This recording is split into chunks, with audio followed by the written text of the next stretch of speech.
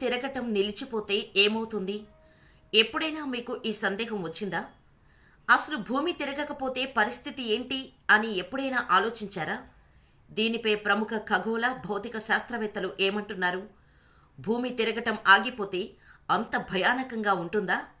చాలామంది మనం నివసిస్తున్న భూమి వేరు, సూర్యుడి చుట్టూ తిరిగే భూమి వేరు అనుకుంటారు. కానీ నిజానికి మనం సూర్యుడి చుట్టూ తిరిగే భూమిపై ఉన్నాం.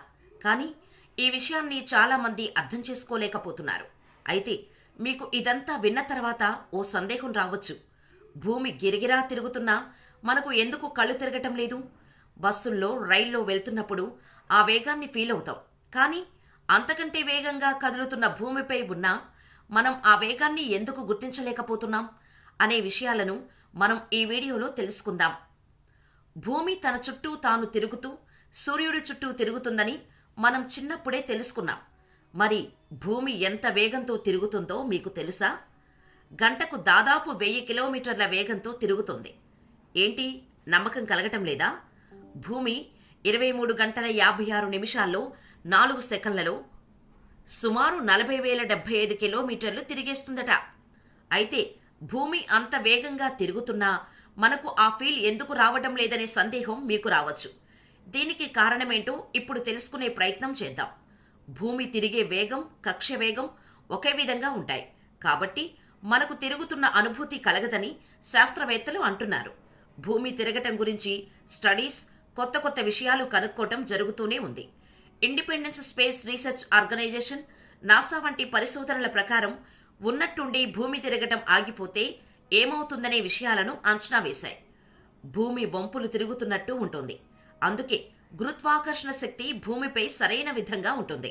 అయితే ఒకవేళ ఇది సడన్ గా తిరగటం ఆగిపోతే చాలా పెద్ద వినాశానికి దారితీస్తుందని శాస్త్రవేత్తల అంచనా.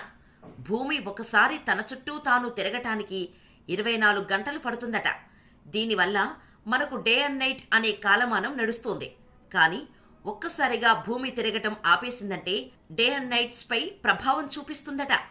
కొన్ని దేశాల్లో సూర్యుడు సెగ తగులుతూనే ఉంటుంది. మరోవైపు కొన్ని దేశాలు రాత్రి సమయాన్నే గడపాల్సి వస్తుంది. ఒకవేళ భూమి తిరగటం మానేసిందంటే నిదానంగా రాత్రి పగలు మారటానికి 6 నెలలు పడుతుందట. అంతేకాకుండా కాలాలు మారే ప్రక్రియ ఇప్పుడు ఉన్నంత సున్నితంగా ఉండదు. సీజన్ అనేది చాలా కఠినంగా మారి విశ్వంపై కూడా ప్రభావం చూపుతుంది. భూమధ్య రేఖకు దగ్గరగా ఉండే దేశాల వాళ్ళు చాలా భయంకరమైన వేడిని, భూమధ్య రేఖకు దూరంగా ఉండే దేశాలు భయంకరమైన చలికాలం ఎదుర్కోవాల్సి వస్తుందని శాస్త్రవేత్తలు అంటున్నారు. 2012లో భూమి అంతమైపోతుందని చాలా వార్తలు మనం విన్నాం. హాలీవుడ్ సినిమాల్లో కూడా మనం చూశాం. ఆ ప్రచారం జరిగి 10 ఏళ్లు కావస్తున్నా అలాంటి సంకేతాలేవీ కనిపించలేదు. సునామీలు, భూకంపాలు ఎప్పట్లాగానే కలవరపెడుతున్నాయి. గ్లోబల్ వార్మింగ్ వాటికంటే మరింత ప్రమాదకరమైంది. అది ఏ ఒక్క ప్రాంతానికే పరిమితం కాదు, యావత్ ప్రపంచానికి ప్రమాదకరమే.